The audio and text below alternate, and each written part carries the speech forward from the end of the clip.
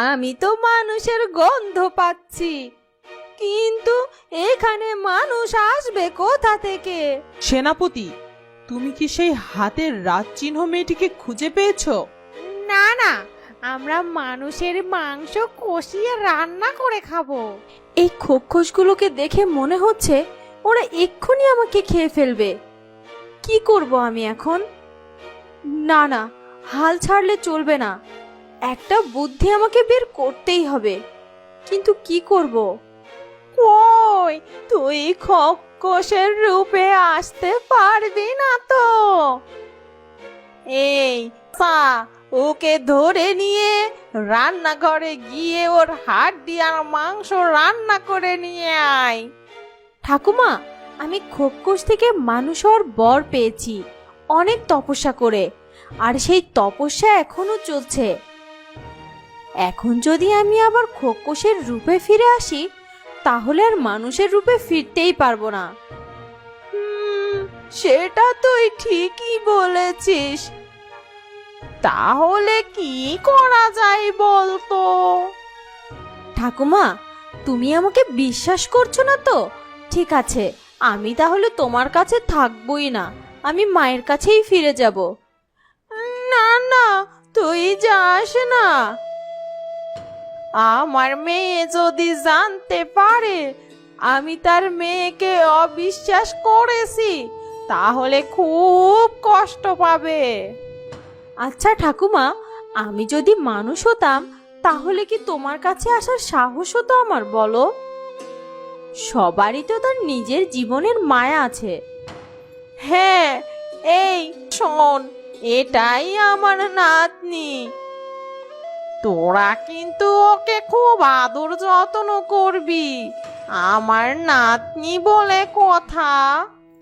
ঠিক আছে, আমি বরং যাই ওই জঙ্গলের রানীর বাচ্চাটাকে নিয়ে আসি।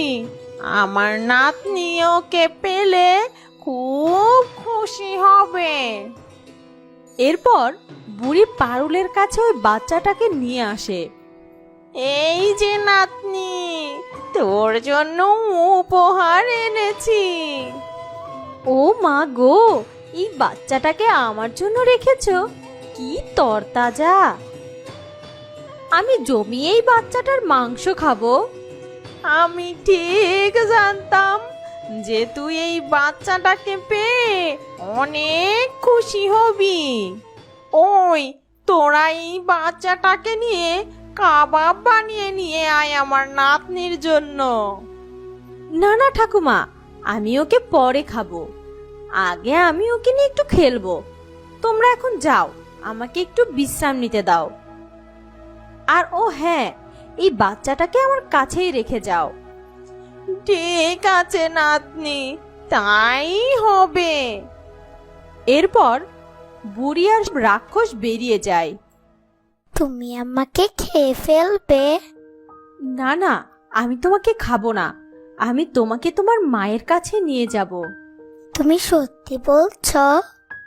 হ্যাঁ, আমি সত্যি বলছি। তুমি কাউকে কিছুই বলবে না, তুমি শুধু আমার কথাই সায় দেবে। পারুল বাচ্চাটাকে নিয়ে বাইরে বেরিয়ে আসে। কি রে নাতনি, তুই কোথায় যাচ্ছিস? ঠাকুমা, আমি জঙ্গলের ওই দিকটায় যাচ্ছি, ওকে নিয়ে খেলতে যাচ্ছি। না না, ওকে নিয়ে ওখানে যাওয়ার কোনো দরকার নেই, বিপদ হতে পারে। না না ঠাকুমা, আমি যাব। নাতনি, তুই বড্ড জেদি। ঠিক আছে, যা, তবে একজন খোকসকে নিয়ে যাস। আচ্ছা ঠিক আছে। এরপর পারুল একজন খোকসকে সাথে নিয়ে জঙ্গলে যায়। এবার কোনোভাবেই এই খোকসটাকে এখান থেকে বিদায় করতে পারলেই আমরা এখান থেকে পালাতে পারবো। এই, তুমি ঠাকুমার কুটিরে গিয়ে আমার ঝোলাটা নিয়ে আসো তো। না, বুড়িমা আমাকে তোমার সাথে থাকতে বলেছে। তুমি যদি না যাও, তাহলে আমি ঠাকুমাকে বলে তোমার শাস্তির ব্যবস্থা করব। না না, আমি এখনই যাচ্ছি। কিন্তু তুমি ওদিকটা যাবে না। আচ্ছা ঠিক আছে। খোকস চলে যায় আর পারুল ওই বাচ্চাটিকে নিয়ে সেই জঙ্গলের রানীর কাছে পৌঁছে যায়। মা, কে?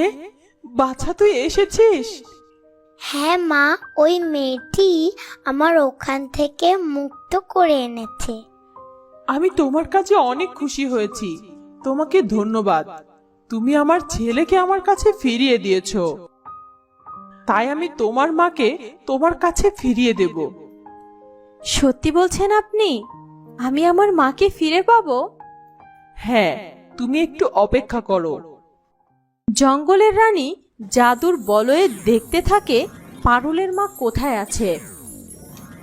এই জঙ্গলের এক কুটিরে আছে তোমার মা। তাহলে এক্ষুনি আমি আমার মায়ের কাছে যাব। না না, তুমি একা যেতে পারবে না।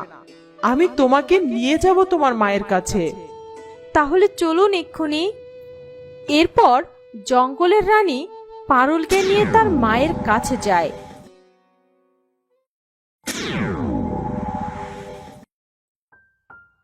তার মা জঙ্গলের ভিতর এক কুটিরে ছিল। ওই তো তোমার মা। পারুল তার মায়ের কাছে যায়।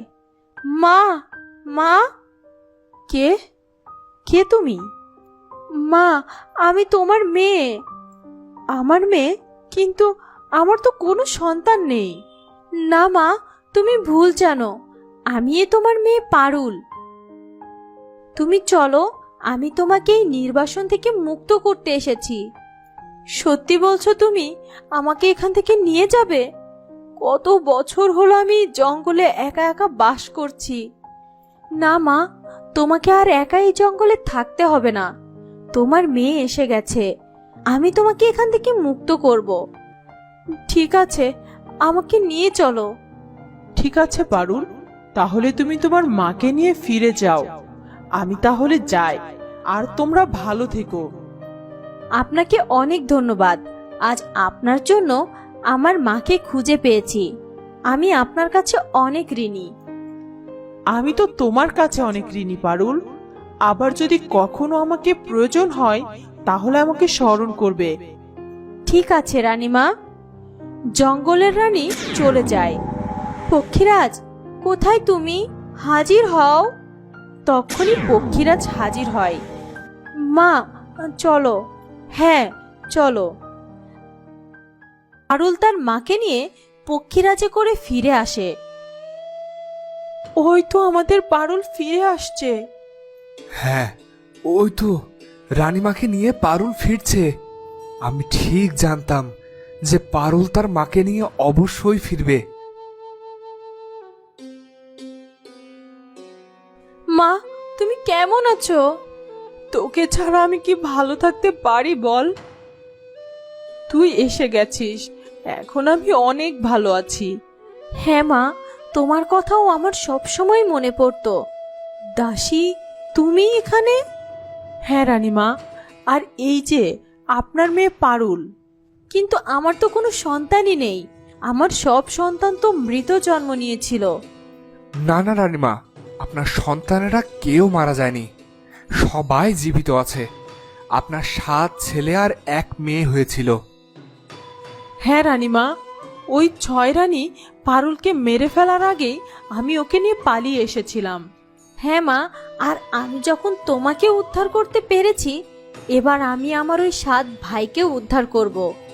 আমি জানি মা, তুই অবশ্যই পারবি আমার ওই 7 ছেলেকে উদ্ধার করতে। হ্যাঁ মা, তোমাকে আর চোখের পানি ফেলতে হবে না। আমি ওই রাজ্য, আমার পিতা আর আমার 7 ভাইকে উদ্ধার করবই। হ্যাঁ মা, এখন চল, তোদের উপর অনেক ধকল গেছে, এখন একটু বিশ্রাম নিবি। হ্যাঁ মা, চলো। এরপর পারুল তার 2 মাকে নিয়ে বাড়িতে ফিরে যায়।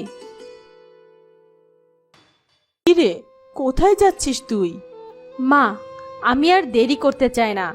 আমি আমার 7 ভাইকে উদ্ধার করতে যাচ্ছি মা। তুই এখনই যাবি মা? হ্যাঁ মা, আমি চাই না আমার 7 ভাই আর কষ্ট করুক, তাই আমি আজই রওনা দিতে চাই। ঠিক আছে মা, তবে তুই সাবধানে যাবি কিন্তু। হ্যাঁ মা, তোমরা চিন্তা করো না, আমার 7 ভাইকে উদ্ধার করে আনবই। তো বন্ধুরা, পারুল কি পারবে তার 7 ভাইকে উদ্ধার করতে? জানতে হলে দেখতে হবে পরের পর্বটি। আর আজকের এই ভিডিওটি যদি তোমাদের ভালো লাগে তাহলে অবশ্যই সাবস্ক্রাইব করে বেল আইকনটি বাজিয়ে দিও। দেখা হবে পরের ভিডিওতে। ধন্যবাদ।